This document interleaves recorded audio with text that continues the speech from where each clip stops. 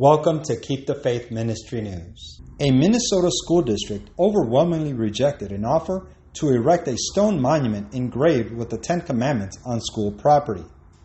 The unanimous decision was made after the Freedom from Religion Foundation fired off a threatening letter to the Park Rapids School District. The FFRF has a long history of waging war on Christianity within public school classrooms.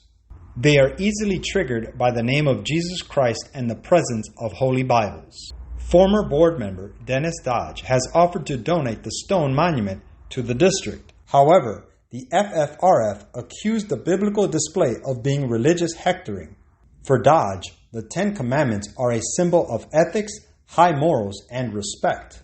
Quote, "We must put God back into our educational system before we lose our children and this great nation," the monument read. On the other side were the Ten Commandments. As described by Park Rapids Enterprise, Dodge, who served for several decades on the board, stated at a meeting on May 20 that it is time we bring God, good, back into our educational system.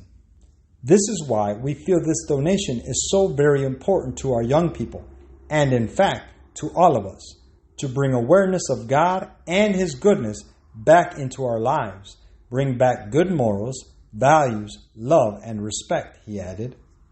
Dodge noted that he believes society is facing a war between good and evil, and that if the commandments were not allowed directly on school property, they could at least be placed outside school grounds on public property, the enterprise described.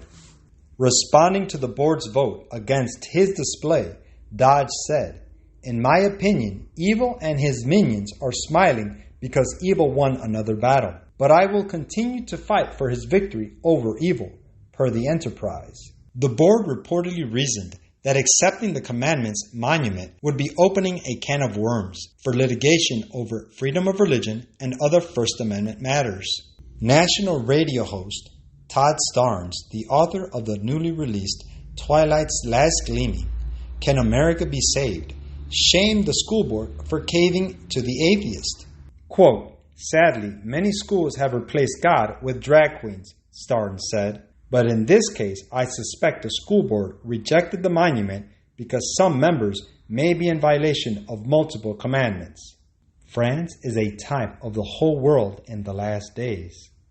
Quote, "The atheistical power that ruled in France during the Revolution and the Reign of Terror did wage such a war against God and His holy word as the world had never witnessed.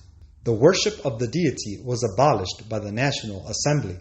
Bibles were collected and publicly burned with every possible manifestation of scorn. The law of God was trampled underfoot.